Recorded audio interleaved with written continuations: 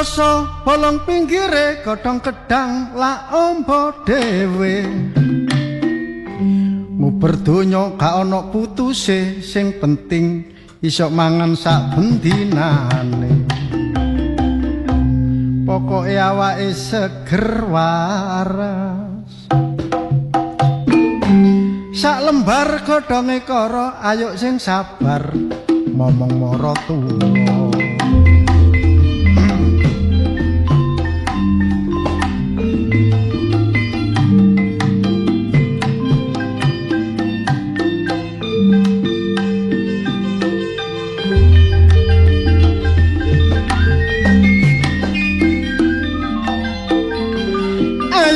disyukuri telur parengane sing kuwasa kita iso urip ana alam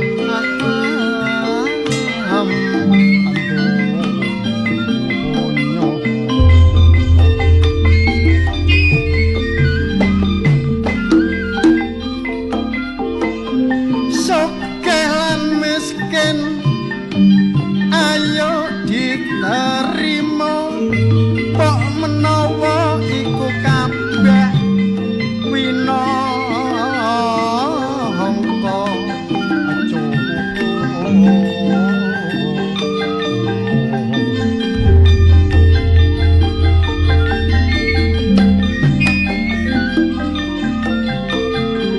mulane iso telur aja duweni sifat ongso sebab iku kabeh mubadir tanpa aku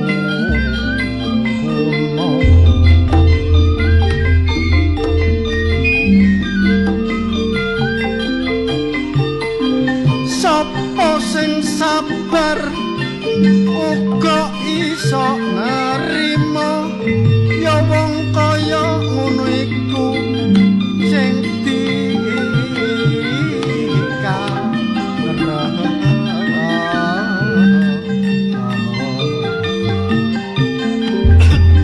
enak apa wong mangan nangka wong nangka ngono akeh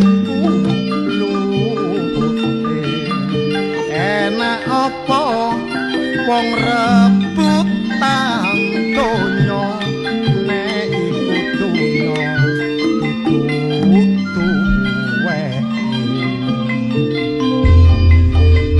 donya ngono tak baratno awu sapa sing namung kirang senajan numpuk sak gunung Semeru nek wis wayah angel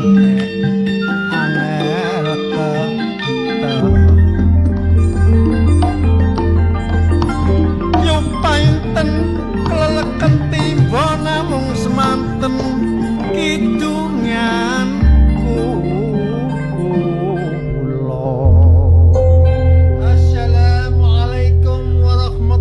wabarakatuh. Waalaikumsalam warahmatullahi jamaah. Ya jamaah. Ya jamaah. Kate ganteni apa? Aduh. Lapeng. Ya gara-gara kok menggeh-menggeh. Menggeh Ngibur sapa kan iki? Mari traweh iku mau aku. Walah. Iya. Oh, mari traweh terus mlayu ae iki mang. Iya, aku. Assalamualaikum. Waalaikumsalam. Wis dikumpul asap. Wis. Ya wis alhamdulillah. Wis catetane sapa? Ini catetane lho. Ya iki lho. Wis lompok kabeh. Nek wis lompok kabeh nang dilompokno. Lek kan dilompokno. dikeki rek. Lho lha apa? Lah sugih sawahe sak melombane kok iso catet iki lho. Lho, ya iku kan sik dulurku. Betul. Awamu sebagai penampung zakat. Iya. Iku kudu sing jujur ya. Sing adil. Sing adil. Iya. Metune pira, mlebune pira kudu entek zakat itu harus dihabiskan, harus diberikan pada saat itu juga. Iya ngerti. ngerti, Cak. Lah niki sing raya wingi lho. Oh sing anu tahun dhisik. Lah kok lak luwih kok. Delok. Ana luwihan ngono. Mlebu yayasan niku. Lah iya. 5 becak iki. Lah iya. Metune Loh, tapi Telung kan- becak. telung becak sing ora becak nandi. Loh, lah iya tapi kan entek tak bagekno. Sing rong becak iku kan Sapa? Yo sampe Sing telung becak kan pakai miskin. Iya. Sing berhak menerima zakat. Lah iya. Sing telung becak. rong becak. Pedemno yan. Enggak. Disimpen nang omahe aku lho. Wah, Simpen ya bek sewaktu-waktu ana sing membutuhkan, Cak. Lah berhubung keluargaku sing butuh, ya tak gawe nang keluargaku. Tapi kan iku membutuhkan ya. Membutuhkan. Ya keluargamu ya ponakanmu bareng ya. Lah iya ku kan keluarga, Cak. Oh, Tapi ya gak apa-apa pancen keluargane Insap iki yatim piatu kabeh Cak Pendi, Cak Sabil ya kudu menyadari. Kan makanya kan zakat diberikan kepada yang berhak dan Ya, yang membutuhkan. Iya. Lah, kebetulan keluargaku yang Butuh membutuhkan. kabeh ngono. Ya. Kamu itu gak membutuhkan, macam Apa? ngerekes. Apa ngrekes iku, Cak? Apa ngerekes ya? Apa, Cak? Mengada-ngada ngono lho. Iku Gak ngerekes iki padha mengada-ngada. ngene grikis. Nah, Geragas. Gerakan. Oh. Apa jane pilih rek, aja dipilih beras jaket sak mon kok. Oh, iki beras sing apik, iki sing elek. Oh, iki sing nonol tak kira wong iki apa karepmu iku? Enggak ngono, Cak. Kan sing ana sing wong bayar zakat iku, biasae kan sing wis campuran dadekno situ, dikumpulno kan. Lah iki ana sing wis pak-pak sing premium iku lho. Iya, Apa sing 3 kiloan premium wis teko pabrik, iku tak seseno. Perlu nih? Yo Oh. ya iku mau tak pilih sing apik, Cak. Engko anu. Kok mau kapan? Mau kene keluargamu dhewe. Ya iyalah eman Cak dikekno wong liya. Kon bagi ya bagi Sap, tapi ndelok-ndelok nek keluargamu kok bagei. Iya. Ya dulur-dulurmu kok bagei. Ah. Termasuk aku ambek Sabil iki kan ya melok Ya citis ngurus iki. Citis tapi aja ora wong akeh. Nah, Yo gak bagi ono. Yo gak ngono, Lho Cak. gak ngono ya apa sih maksudmu? Bagei, tapi sampean lah yo termasuk gak melok iki di luar panitia. Ya catatane meneh aku Iki- meneh aku sing nyatet. Wah, ya apa di luar Ngene panitia. Nek gak melok dadi panitia gak oleh bagian. Yo gak oleh. Sing oleh bagian panitia Ya tok. iya. Ya apa bel ngene bel? Meneh paket reo ya utawa bingkisan hari raya ini aja dicerahno Cap. Wah, pokoknya penuh dengan korup. Iya. Ini kayak ono pasal lho sampe iki. Jok ngono rek, aku Ini Dulure tok diteken yatim piatu kabeh. Niat termasuk bantu dadi panitia zakat, niat bantu yayasan menyantuni mereka yang iku sing ikhlas. dipilih ya. Beras Ojo, merek. Oh, iki merek oleh. terkenal apik. Tak sisihno. iya, aku Beras, ikhlas Cak. Milih sing premium sing apik-apik ikhlas aku. Oh, sing nonolon kabeh iku terus. Sing anu sing sodok Dikene wong. kuning-kuning, sodok lembut-lembut Kok iku iki tak oli ya? Iya, ikhlas aku. Iku jare bilang ngerakas. Beragas iki. Ngawur ono pasal iku termasuk money laundry kon iku. Pencucian. Wah. Aku kira oleh kepengin tobat tahun ini temen tobat. Lho, iku lah. Melok terawih, ya melok terawih. Waktu ceramah, masya Allah, aku sampai nangis guguk-guguk. Mergo Saking nyadar. tobat. Oh, enggak. Lah, apa? Gak sengaja, gak semurat. Samurat. Yo, eling karo wong tuwa rek, jenenge wong. Maksudnya- Wae kakek dosane ya Introspeksi. waktu terawih ngono ku kesempatan untuk mendekatkan diri pada Allah Subhanahu wa taala. Oh, iya, iya. Ya nangis-nangis ngono. Lah ya Rek. aku repno salat subuh pas sujud kok gak ngadeg-ngadeg. Kok gak apa? Gak balik-balik. Nah, iku Saking tobrate. tidak samurat. Ya wis ngene rek ya. Ya mumpung ke bulan Poso. samane poso awake aktivitas maneh. Iki ayo kabar-kabar. Alhamdulillah kanca-kanca RRI iki oleh tanggapan. Tanggal 11 Juli 2026 RRI pentas tanggal dusun Balong Jerambah Desa Kedamaian, Kecamatan Kedamaian, Kabupaten Gresik. Hajate sedekah bumi. Bulan Juli ya. Mari ini oleh tambahan kas Mei, Juni. Lah ya salam-salam rek kang ketua panitia. Iki Ibu Kepala Dusun Ibu Siti Nuramina, sekretaris Ibu Sofia Darmayanti, bendarai Bapak Nuryadi. Seksi kesenian nih Bapak Sudiono BPD, Bapak Taufik, Bapak Supranowo LKD. Terus seksi perlengkapannya Bapak Suwono BPD, Bapak Riamin, Bapak Irfan, dan seksi keamanannya Linmas Dusun Balung Jerambah, Pak Musa, MDU, Pak Sugianto lan Pak Sriono. Kanggo liyane ngono kepengin nang RRI. Langsung ae. Tekan nang kantor RRI Surabaya. Iso nemoni Ibu Purbandari ya. Ya, Jalan Pemuda 8290 Surabaya. tapi ojo lali semboyane. Ya. Sekali di udara tetap di udara. NKRI harga mati. Perumpat RRI Suara Budaya Surabaya.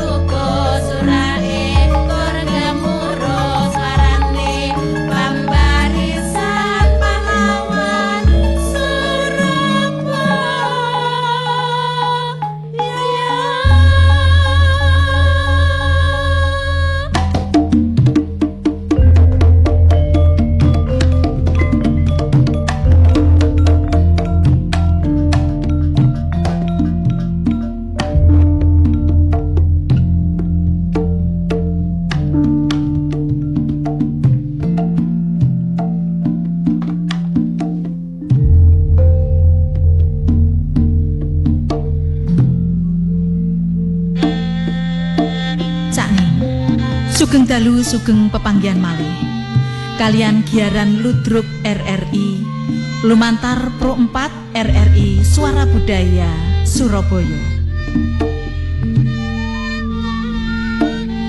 Produser Sukasih SE.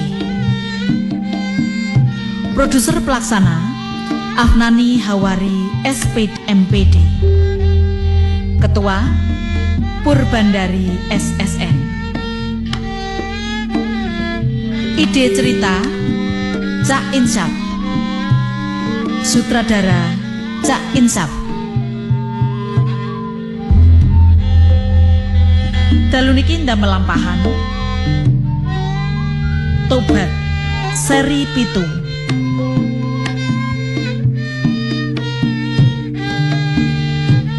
Kanca-kanca ingkang nampi dapukan sarmin dipun lampahaken Cak Puryadi. Ning Purbandari dalu niki dados Darmi. Soni dipun lampahaken Cak Sabil. Rika dipun lampahaken Ning Wiwi. Cak Hengki Kusuma dalu niki dados Amir. Cak Pendi nglampahi dados Pak RT. Ibu RT dipun lampahaken ning Ami Sanjaya. Cak Kusnan dalu niki dados Karji. Karjo dipun lampahaken Cak Insaf. Cak Ning Giaran ludruk dalu menika kairing swantene gongso Kiai Macan Putih lumantar ruang kesenian Pro 4 RRI Surabaya. Makarya sami kalian SMK Dr. Sutomo Surabaya soho SMKN Negeri 2 Surabaya.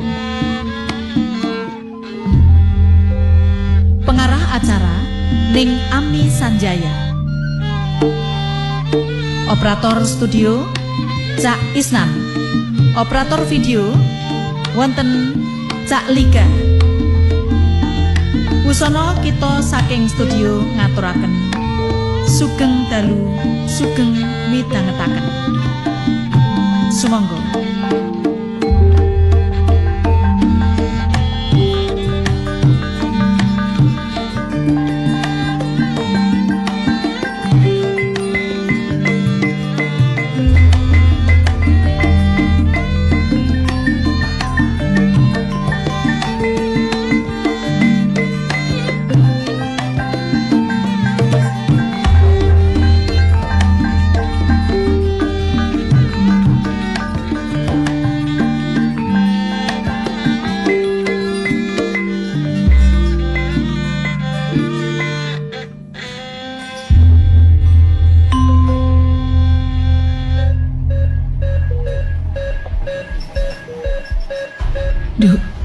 Nggih, Bu.